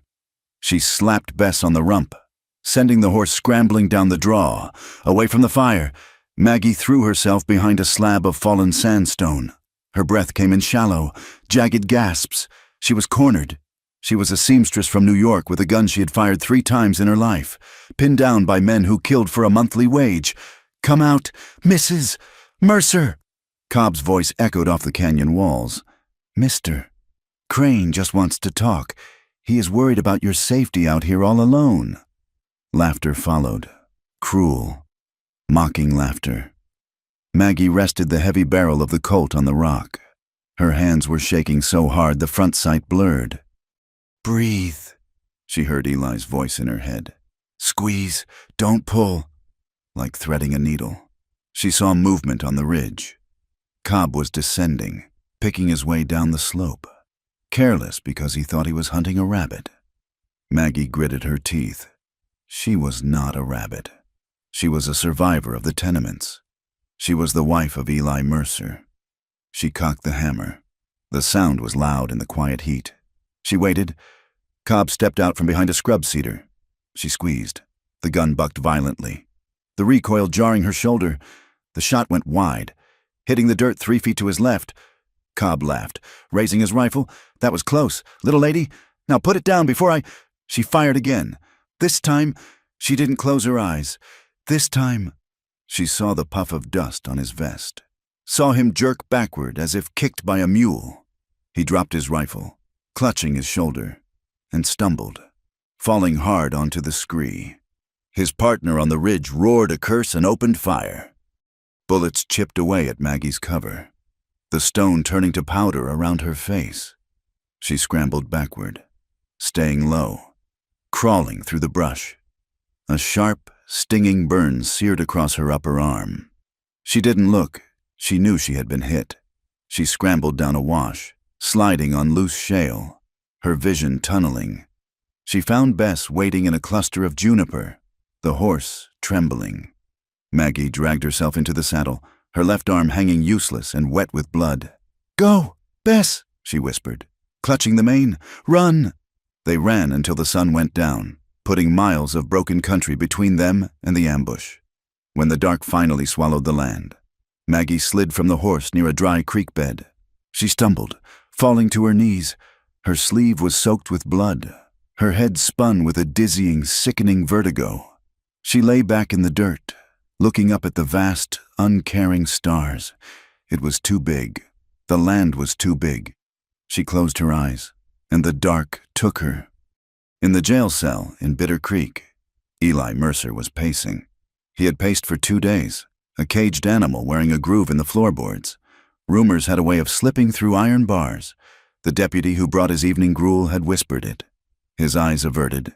Your wife is gone, Eli. They say she rode south, and they say Crane sent Cobb and Lefty after her. The rage that filled Eli was cold and absolute. It was not the hot flash of a fight. It was the glacial certainty of a man who has nothing left to lose. That night, Deputy Miller sat at the desk, pretending to read a penny dreadful. The sheriff was across the street at the saloon, drinking away the guilt of being a bought man. There was a tap at the back window. Miller stiffened, then slowly stood up. He walked to the cell block door. "I am going to check the perimeter," he said to the empty room. He unlocked the back door and walked out, leaving the keys on the desk. A moment later, the back door opened again. It was Gus. He moved quietly for an old man. He picked up the keys. Eli stood at the bars, his hands gripping the cold iron. "Horse?" Eli asked. "Tethered in the alley," Gus whispered. "Unlocking the cell. Your rifle is in the scabbard. I brought the bay you like, and a fresh horse for her." Eli stepped out. He did not look back at the cell. He placed a hand on Gus's shoulder. "If I don't come back, the ranch is yours to manage. Keep the men paid. You bring her back. Eli, that is all that matters." Eli slipped out into the night. He rode out of town using the dry washes to hide his dust, heading south. He rode with a reckless speed, trusting the moon and the memory of the land. He knew where she would go. He knew the road to Granite Peak. He found the site of the ambush the next afternoon. He found the blood on the rocks. It was dried and black in the heat. His heart stopped. He touched the stone, his fingers trembling. It was a small smear. Too much for a scratch. Not enough for a kill. He saw the tracks, a horse running hard, a rider slumping. He tracked her for 10 miles. He found her at dusk. She was lying in the shadow of a limestone overhang, beside a trickle of water that wept from the rock. Bess was standing guard, her head low. Maggie was pale, her skin the color of old parchment. Her coat was matted with blood on the left side. "Maggie!" He threw himself off his horse before it had fully stopped. He scrambled up the slope, falling to his knees beside her. She opened her eyes. They were glassy with fever, but they cleared when they saw him. "Eli?" she whispered. Her voice was a dry rustle, like leaves blowing over stone. "I am here," he choked out. He pulled her into his arms, mindful of her wound. He ripped the sleeve of her dress, exposing the furrow where the bullet had torn through the muscle. It was angry and red, but it had missed the bone. "You foolish, stubborn woman," he said, his voice thick with tears and fury. "You could have died. You rode into the Badlands alone. Why? Why would you do such a thing?" Maggie hissed as he poured water over the wound to clean it. She gripped his shirt with her good hand, pulling him closer. "Because you were in a cage," she said, her teeth gritted against the pain. "Because I am your partner, and partners do not sit and wait for the end." Eli rested his forehead against hers. He was shaking. The terror of losing her, the sheer awe of her courage, it overwhelmed him. "I thought I had lost you. I saw the blood at the pass. I shot him." "Eli," she murmured, her eyes drifting shut. "I squeezed the trigger, just like you said. You did good, Maggie, you did good." He dressed her wound by the light of the moon, tearing his own shirt for bandages. He held her through the night as she shivered with the after effects of shock, his body acting as a shield against the wind. He did not sleep. He watched the horizon, his rifle across his lap, daring the world to come for her again. They reached Granite Peak 2 days later. Maggie rode tied to her saddle, upright only by sheer force of will. Eli led their horses, his eyes dark and hollowed by exhaustion. Judge Thaddeus Blackwood was a man carved from oak. He sat in the small office behind the feed store that served as his temporary courthouse, listening as Maggie O'Rourke Mercer told her story. She did not hide the shame. She stood before him, her arm in a sling, her face gaunt but her voice steady. She told him of the tenements. She told him of the sewing shop. She told him of the landlord who called himself a protector, and the sister who burned in a locked room because she owed money to men like Silas Crane. She told him of the ranch, of the cut fences, of the fires. of the threats to have her arrested for her past to leverage her husband's land. I have run from men like this my whole life. Judge, she said, her voice ringing in the small room. I ran until I found a place that was big enough to be free. I will not let a petty tyrant with a bank ledger take it from us. I will not be owned again. Then Eli stood. He spoke of his own failures. He admitted to the judge that he had been broken by grief, that he had neglected his duties, but that he had never threatened Silas Crane with anything but the truth. I am a man who made mistakes, Your Honor, Eli said, but I am not a criminal, and this woman is the bravest soul I have ever known. If you want justice, look at her scars. Judge Blackwood leaned back in his chair. He lit a pipe, the smoke curling around his gray whiskers. I have heard of Mr. Crane, the judge said. His reach is long, but the arm of the federal government is longer. He stood up. I will impanel a grand jury, and I will ride back to Bitter Creek with you. I believe it is time we brought some law to that valley. The return to Bitter Creek was a procession of judgment. Judge Blackwood brought 3 federal marshals, hard-eyed men with badges that shone dull silver in the sun. They arrived on a Sunday. The church bell was ringing. The hearing was held in the sanctuary, the only room big enough to hold the town. The pews were packed. The air was thick with the smell of sweat and fear. Silas Crane sat in the front row, his face a mask of polite confusion, though his eyes darted nervously to the marshals standing by the doors. Eli and Maggie sat at a small table near the altar. The cross on the wall hung above them, the same cross that had witnessed their silent, lonely wedding. Judge Blackwood took the pulpit. He did not need a gavel. His voice was command enough. This court is in session. He boomed. We are here to investigate charges of corruption, arson, and attempted murder. The testimony was a dam-breaking. First came the peddler, Jeremiah, who testified he had seen Cobb and Lefty riding south on Crane's orders. Then came the widow Svensson. She walked up the aisle, her hands twisting her apron.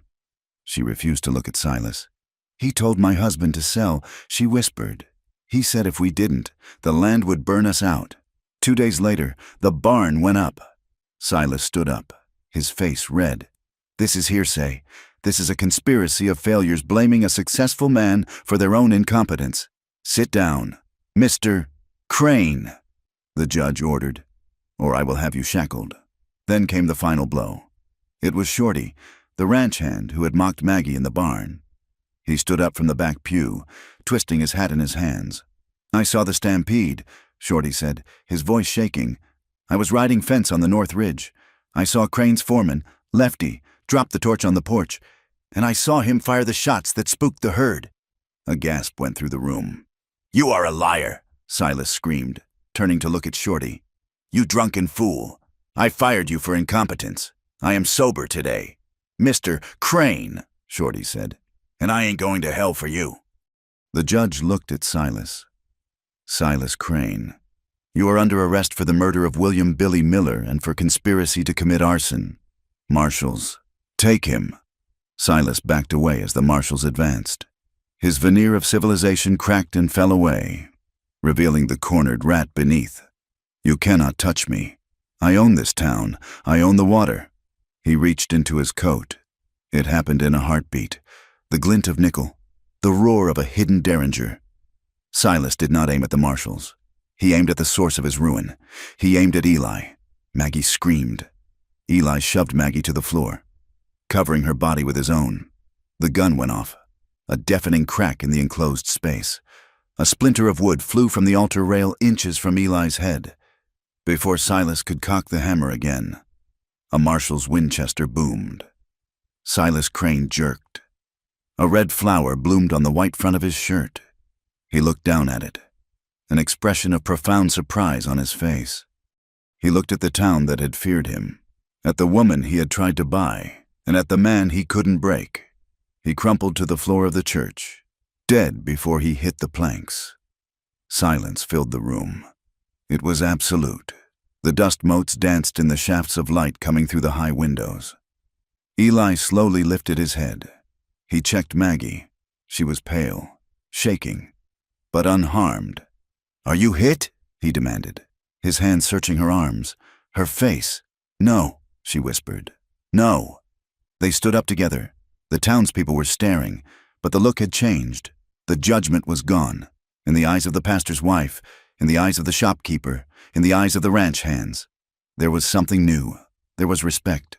There was the recognition that they were looking at two people who had walked through the fire and come out holding hands. The judge stepped down from the pulpit.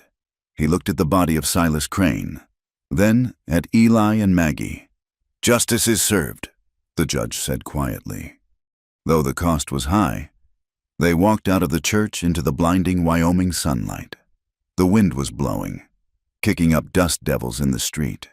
It was the same wind that had greeted Maggie when she arrived, hostile and relentless. But as she stood on the steps, her hand in Eli's, she didn't feel small anymore. She looked at the distant blue mountains, at the vast sweep of the plains. "It is over," Eli said, pulling her close. "No," Maggie corrected him, looking out at the land that was finally, truly theirs. "It is just beginning." The silence that followed the gunshot in the church was heavier than the shot itself. It was a silence that marked the end of an era in Bitter Creek, a sudden vacuum where fear used to be.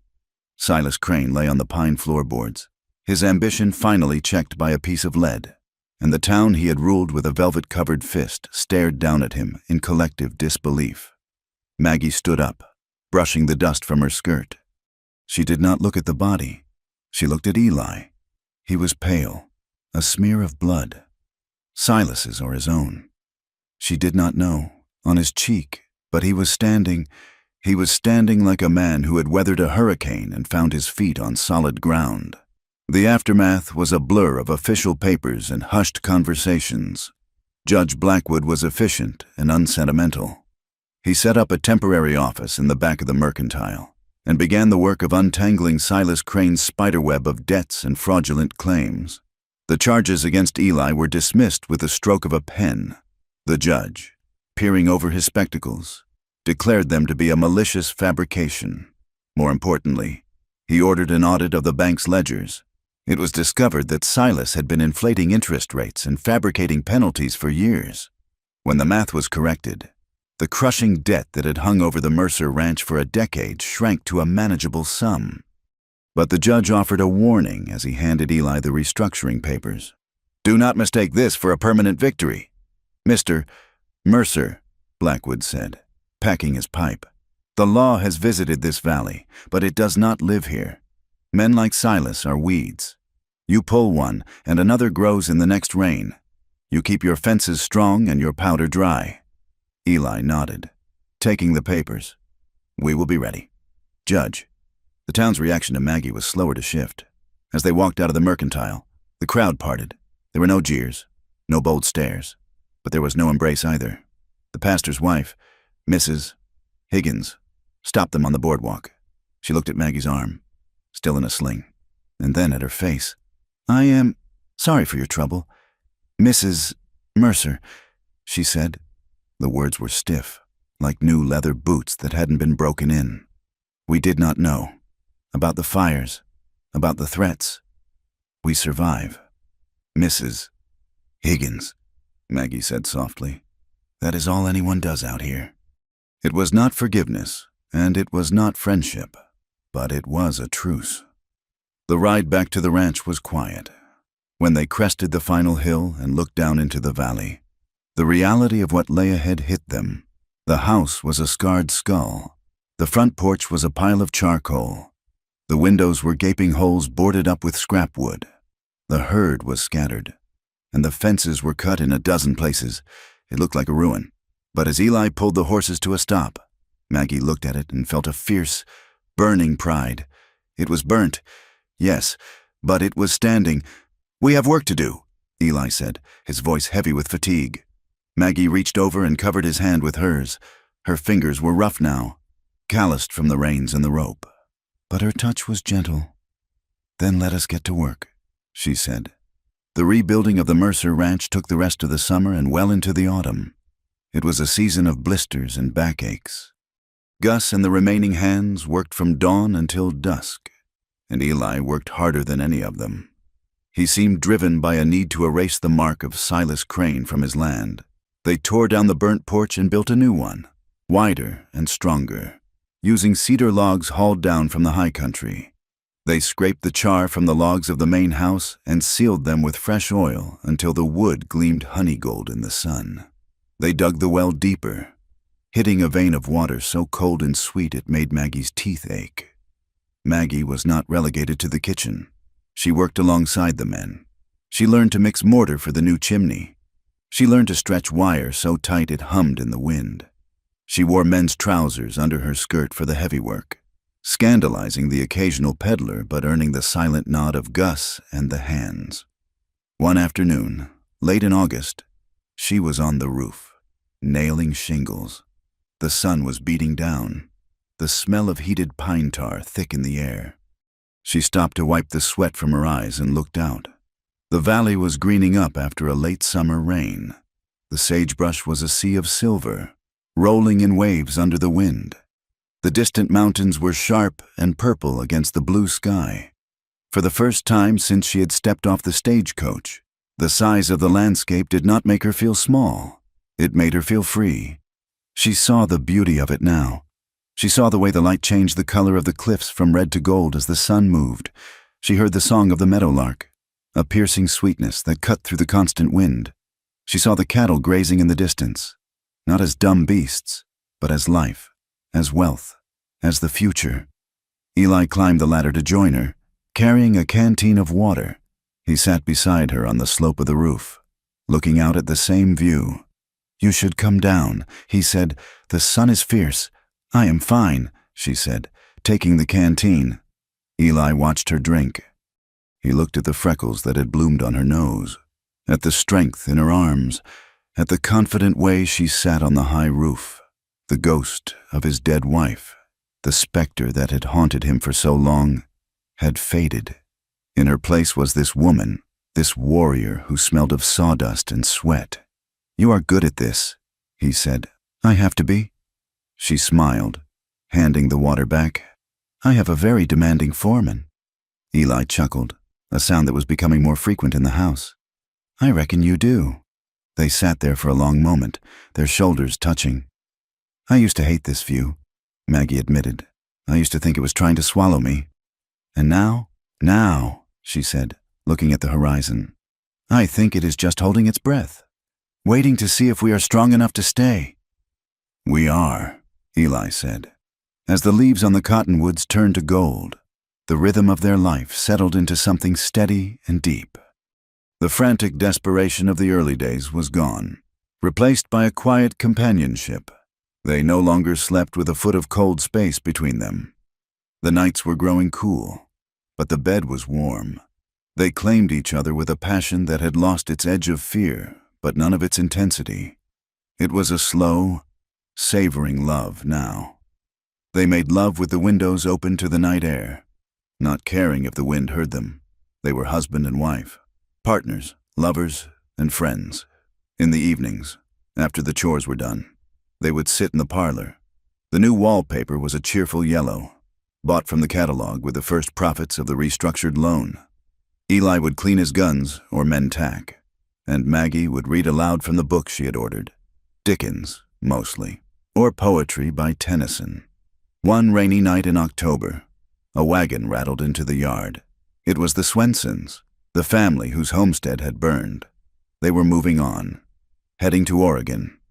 But they had a passenger they could not take with them. "He is a stray," Mr. Swenson explained, standing awkwardly in the kitchen, holding his hat. "Found him hiding in our root cellar after the fire. Says his name is Toby. Says his folks died of the fever on the trail last winter. We cannot feed another mouth on the road. Eli, we barely have enough for our own." Eli looked at the boy. Toby was perhaps 10 years old, skinny as a rail, with hair the color of straw and eyes that were too old for his face. He stood by the door, shivering in a coat that was 3 sizes too big, waiting to be sent away. Maggie looked at him, and her heart stopped. She saw the hunger in his shoulders. She saw the terrified stillness of a child who expects the world to hurt him. She saw her sister, Sarah, standing in the cold of a New York street. She dropped the dish rag she was holding and walked over to him. She knelt down so she was eye level with the boy. "Hello, Toby," she said. The boy did not answer. He stared at her boots. "Do you know how to peel potatoes?" she asked. The boy blinked, surprised by the question. "Yes, ma'am." "Good," she said, standing up, "because I have a bushel of them, and my husband has an appetite like a bear. If you help me with supper, you earn a seat at the table. Does that sound fair?" Toby looked at Eli. Eli looked at the boy, then at Maggie. He saw the fierce set of her jaw. He saw the love that had nowhere to go, suddenly finding a target. "It sounds fair to me." "Son," Eli said, "put your bag in the bunkhouse, but you sleep in the loft tonight. It is warmer." Toby stayed. He was not a talkative child. He worked hard, desperate to earn his keep, terrified that one mistake would put him back on the road. But slowly, under Maggie's relentless warmth, he began to thaw. She mended his clothes. She cut his hair. She taught him to read in the evenings, her finger tracing the words in the Bible while he sounded them out. She treated him not like a servant, but like a sacred trust. One evening, Toby dropped a heavy crock of milk. It shattered on the floor, sending white liquid splashing across the clean wood. The boy froze, curling his shoulders in, bracing for a blow. Maggie didn't yell. She didn't raise a hand. She simply sighed. "Well," she said, "the cat will be happy." She handed him a rag. "Help me clean it up, Toby, and watch for the shards." Toby looked at her, his eyes wide. You ain't gonna whip me." Maggie stopped. She looked at the boy, and her heart broke for all the jagged edges of his short life. "We don't hit people in this house, Toby," she said firmly. "We fix things. That is what Mercers do." The boy began to cry, silent, shaking sobs.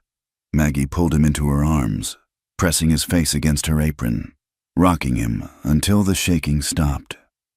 Eli, watching from the doorway, felt a lump in his throat the size of a fist. He realized then that they were not just rebuilding a ranch. They were building a family. The town changed. Too, it was slow, like the turning of a heavy wheel. The story of Maggie's ride to Granite Peak had become something of a legend. The men who had leered at her now tipped their hats with genuine deference. They respected grit, and Maggie O'Rourke had more grit than half the men in the territory. The women were harder to win over, but necessity is a powerful bridge. The winter was coming, and it promised to be hard. Mrs.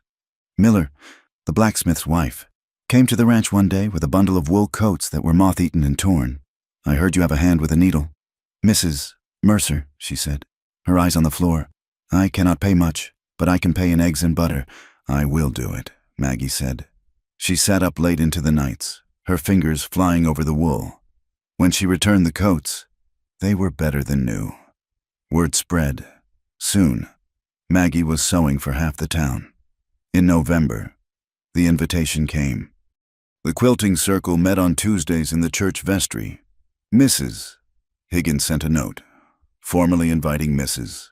Eli Mercer to join them. Maggie was terrified. She dressed with painstaking care.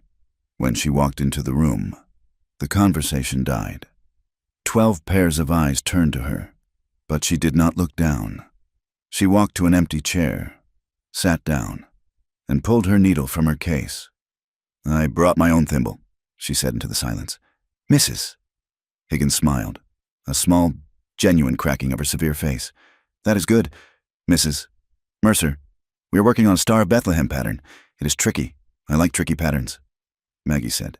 And just like that, the circle opened, and she was let in. She was not fully one of them. She would always be the woman from New York, the woman with the shadow of a past, but she was no longer an outcast. She was a neighbor. The winter came and went, fierce and howling, burying the ranch in 4 feet of snow. But the house was tight. The woodpile was high. And the three of them, Eli, Maggie, and Toby, sat by the stove, safe and warm, listening to the wind that could no longer hurt them. Spring arrived with a riot of wildflowers. The valley exploded in color: bluebells, Indian paintbrush, and the yellow blaze of arrowleaf balsam root. One evening in May, when the work was done, Eli saddled 2 horses. "Come with me," he said to Maggie. "Where are we going?" "Just ride."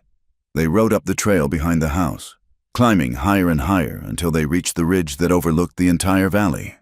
The sun was setting, a magnificent collision of orange and purple and blazing gold. Below them, the ranch lay spread out like a map. The house was glowing with the warm yellow light of oil lamps. Smoke curled lazily from the chimney.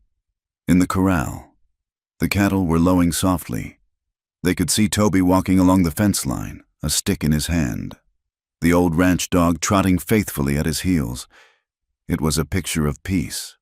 It was a picture of a life that had been fought for, bled for, and won. Maggie reined in her horse. She leaned into Eli, her leg brushing against his. Her heart felt so full it was almost painful, a sweet, aching pressure in her chest. She looked at the vastness of the Wyoming sky. It was huge. It stretched from one end of the world to the other, covering everything: the graves, the burnt timber, the new grass, the old scars. "It is too big," she whispered.